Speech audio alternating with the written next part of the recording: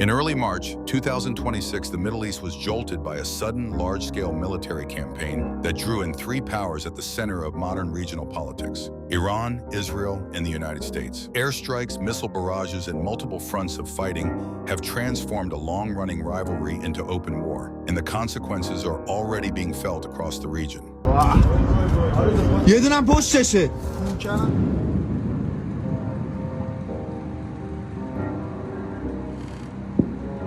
To understand what happened, we need a quick primer. Since the 1979 revolution, Iran and Israel have been adversaries. Proxy conflicts, covert operations, disputed nuclear ambitions, and competing alliances across Syria, Lebanon, Iraq, and Yemen. The United States has for decades been Israel's principal military backer and has had fraught relations with Tehran over sanctions, the nuclear deal, the JCPOA, and regional influence. The spark, what happened in February to March 2026. In late February and into March 2026, a series of strikes and counterstrikes escalated rapidly. U.S. and Israeli air operations hit multiple military and nuclear-affiliated sites inside Iran. Iran responded with missile and drone attacks against Israeli territory and U.S.-aligned bases in the region, and its allied groups, notably Hezbollah and Lebanon, opened new fronts. Who's who, Lero? The main actors.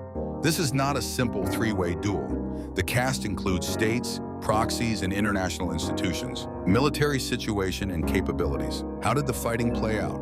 Public statements from coalition militaries say they achieved air superiority in much of Iran's airspace and struck a large number of targets.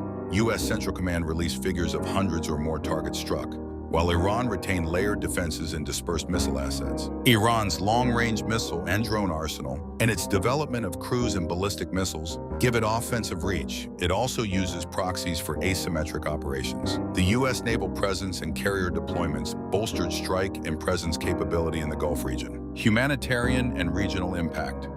Beyond military metrics, there are real human costs.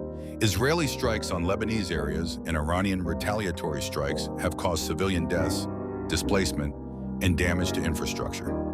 The risks to regional shipping, oil markets, and global economic stability have also risen sharply. International response and diplomacy. Global reaction has been mixed. Some states backed the U.S.-Israeli campaign. Others called for immediate ceasefire and de-escalation. International institutions, the United Nations, the IAEA, urged restraint and called emergency sessions. What happens next? Scenarios. Predicting wars is hazardous, but analysts outline plausible short-term scenarios. I won't get ahead of the president on broadcasting any timelines. What I will tell you is what President Trump has already laid out, which is that the achievable objectives of Operation Epic Contained campaign with gradual de-escalation. Strikes focused on degrading missile and nuclear capabilities, followed by diplomacy. Prolonged grinding conflict, cross-border fighting with Hezbollah, possible wider Arab involvement, and continued strikes. Wider regional conflagration. If major cities or nuclear facilities are struck or asymmetric responses escalate, the conflict could expand. A critical caveat, some official justifications, for example, claims of an imminent nuclear threat, have been disputed by independent experts. Arms control analysts say evidence for immediate threat was not clear-cut.